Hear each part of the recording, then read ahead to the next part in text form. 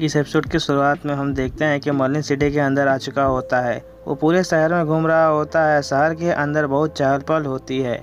वहाँ पर लोग अपना सामान बेच खरीद रहे होते हैं। तभी मर्लिन मन ही मन सोचता है कि मुझे जल्द से जल्द एक अच्छा काम ढूंढना होगा अपनी ज़िंदगी शांति से जीने के लिए, क्योंकि मेरे पास जो आखिरी 2 कॉपर के कॉइन थे वो मैंने कंट्री के टोल पार करने में खर्च कर दिए। किसे पता था कि पैसों को खर्च होने में टाइम नहीं लगता और उसे कमाने में अच्छों की हालत ख़राब हो जाती है। फिर मर्लिन कहता है कि 1 साल पहले मैंने जो मिथलिन कवच एलिसा से चुराया था उसे बेचकर मुझे बहुत पैसे मिले। उन पैसों से मैंने एक प्राइवेट मेंशन लिया और लग्जरियस लाइफ जीने के लिए मैंने अपने मेंशन पर वहाँ के टॉप बटलर और मेड्स को काम पर रखा। मैं अपना पूरा खाना वहाँ के टॉप शेफ से बनवाता था। मुझे वहाँ पर जुए की लत लग गई थी। मैं हर दिन बिना एक भी दिन खड़ा किए हुए मैं घोड़े की रेस पर पैसे लगाने जाता था। भले ही मैं कभी भी जीत नहीं पाया, पर जब तक मुझे समझ में आया तब तक मेरे सारे पैसे ख़त्म हो चुके थे। मेरे पैसों के ख़त्म होने की वजह से मेरे बटलर और मेड दोनों चले गए और मेरे ऊपर बहुत बड़ा कर्जा हो गया। पर मुझे लग्जरियस लाइफ जीने की आदत पड़ चुकी थी, इसीलिए मैंने मेरे सारे पैसे ख़त्म होने के बाद भी मैं वैसे ही लाइफ जीता रहा। तभी हम देखते हैं कि कुछ सोल्जर्स एक पोस्टर लगा रहे होते हैं। वो दोनों सोल्जर कहते हैं कि इस आदमी की वजह से पूरा स्कॉटलैंड हिल गया। इसने स्कॉटलैंड के आधे से ज़्यादा लोगों से कर्जा रखा है, इसीलिए स्कॉटलैंड के किंग ने इसके ऊपर इनाम रखा है। जो कोई भी इसे पकड़वाएगा हम उसे $5000 इनाम के रूप में देंगे। इस घोषणा के बाद मर्लिन अब ज़्यादा समय तक स्कॉटलैंड में नहीं रह सकता था, इसीलिए वो लेनदारों से बचने के लिए स्कॉटलैंड से भाग गया। के बाद हम प्रेजेंट का सीन देखते हैं, जहां पर मर्लिन भीड़ में खड़े होकर सभी लोगों से चिल्लाते हुए कहता है, अगर आप लोग मुझे सुन सकते हो तो सुनो। आज मैं आप सभी लोगों को कुछ ऐसे करतब करके दिखाऊंगा जिन्हें आपने कभी भी किसी को करते हुए नहीं देखा होगा। फिर मर्लिन मन ही मन कहता है, कितनी शर्म की बात है, आज फॉर्मर डेमन किंग को कुछ पैसों के लिए इन इंसानों के सामने करतब करके दिखाने होंगे। अगर आप लोगों को मेरा शो पसंद आता है तो आप मुझे कुछ पैसे भी दे सकते हैं। आप लोग पैसा देना नहीं चाहते तो मेरा हौसला बढ़ाने के लिए कुछ तालियां बजा सकते हैं। मर्लिन की बात सुनने के बाद सभी लोग मर्लिन के अगल बगल घेरा बनाकर खड़े हो जाते हैं। लोगों की भीड़ को अपने आसपास खड़ा हुआ देखकर मर्लिन बहुत खुश होते हुए कहता है, ये सही समय है मेरे कर्तव्य दिखाने का। इतना कहते ही मर्लिन अपने स्किल को लोगों को दिखाना चालू कर देता है।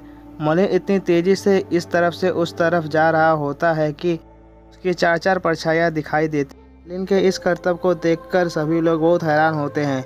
वो लोग कहते हैं कि ये कितना फास्ट है, क्या तुम एक मटेरियल आर्टिस्ट हो, तुम बहुत तेज़ हो। लोगों की बात सुनते हुए मर्लिन कहता है, अभी तो बस ये शुरुआत हुई है, आगे आगे देखिए मैं कौन कौन से कारनामे करता हूँ। फिर मर्लिन अपने 5 क्लोन बना लेता है। उन 5 क्लोनों को अलग अलग पोज में खड़े हुए देखकर ऐसा लगता है कि वो अभी नाचना चालू कर देंगे। मर्लिन के 5 क्लोनों को देखकर सभी लोग और भी ज़्यादा हैरान हो जाते हैं और वो लोग कहते हैं कि हमने आज तक तुम्हारे जैसा कर्तव्यबाज नहीं देखा। सभी लोगों को अपना शो एंजॉय करते हुए देखकर मर्लिन खांसते हुए कहता है, लगता है कि आप लोगों को मेरा शो बहुत पसंद आया है, तो क्यों ना आप लोग मुझे कुछ पैसे दे दें। आप लोग तो जानते ही हैं कि बिना पैसों की ज़िंदगी जीना कितना मुश्किल है, इसीलिए आप सभी लोग मुझे कुछ पैसे ज़रूर दें। मर्लिन को पैसे मांगते हुए देखकर सभी लोग मर्लिन की बातों को ऐसे अनसुना कर देते हैं जैसे कि उन लोगों ने मर्लिन की बात सुनी ही ना हो। सभी लोग यहाँ वहाँ देखते हुए वहाँ से चले जाते हैं। हम एक चर्च के पादरी का सीन देखते हैं। इस पर खड़ा होकर सभी लोगों से बात कर रहा होता है। उस पादरी की बात सुनने के बाद सभी लोग उस पादरी के पास जाते हुए कहते हैं, जल्दी चलो, पादरी प्रेयर शुरू करने वाला है। सभी लोगों को जाता हुआ देखकर मर्लिन उन लोगों से कहता है, यहाँ से जाने से पहले तुम लोग मुझे कुछ पैसे तो देकर जाओ। तभी मर्लिन की नज़र एक छोटे से बच्चे पर पड़ती है। वो लड़का लॉलीपॉप खाते हुए कहीं जा रहा होता है। मर्लिन तुरंत उसके सर पर हाथ रखते हुए कहता है, बच्चे, तुम्हारे शरीर की बनावट एक कुंफू मास्टर बनने के लिए एकदम सही है। अगर तुम मुझे 2 कॉपर देते हो तो मैं तुम्हारे कुंफू मास्टर बनने में मदद करूँगा। इस तरह अचानक मर्लिन को अपने सामने देखकर वो लड़का बहुत डर जाता है और डरते हुए मर्लिन से कहता है, मेरे पास पैसे नहीं हैं। लड़के की बात सुनने के बाद मर्लिन उस लड़के से गुस्से से कहता है, तुम्हें पता है कि नहीं, अभी तुमने दुनिया के सबसे ताकतवर तलवारबाज का अपमान किया है। मैं तुम्हें पहले ही बता देता हूँ कि तुम किसी भी वक्त मर सकते हो। मर्लिन की धमकी सुनकर उस लड़के की फटकार 76 हो जाती है।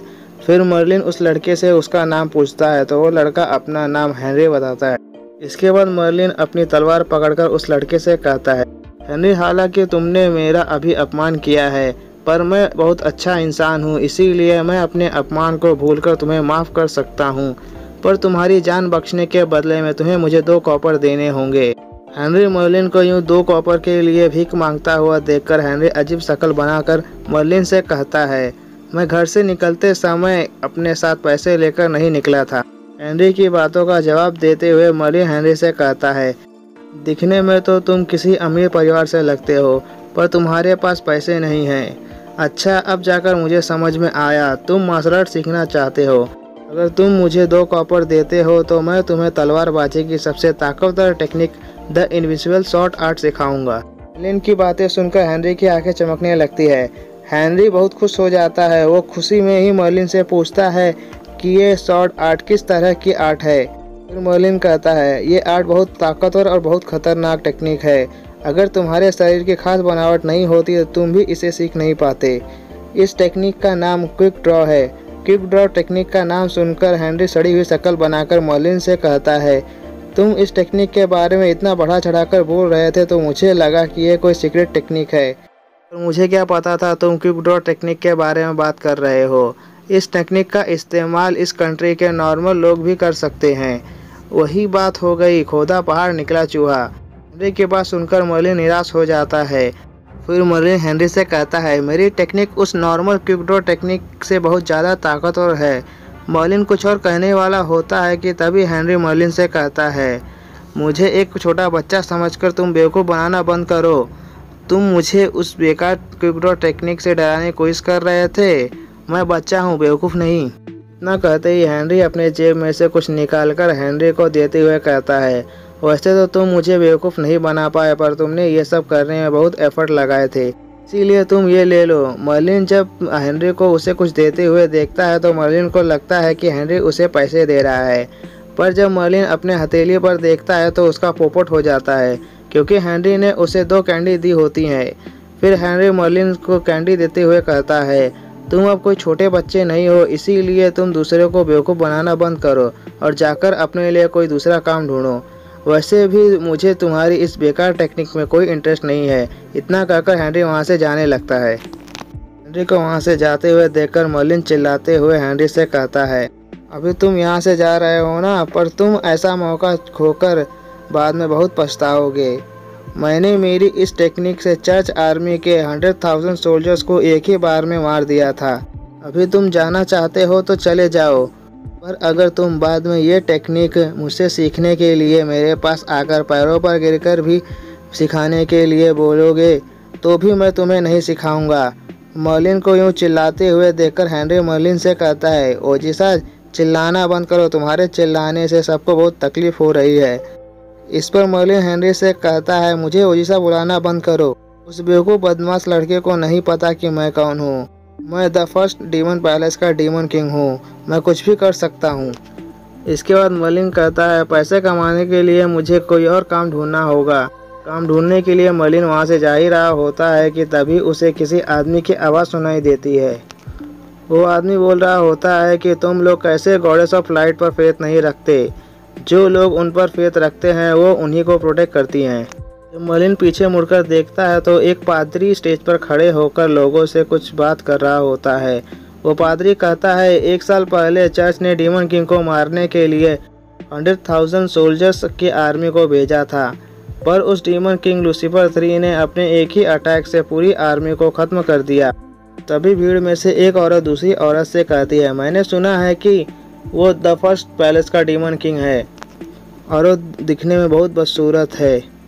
फिर दूसरी औरत कहती है, मैंने सुना है कि वो जंगली होने के साथ साथ बहुत बड़ा पावर भी है।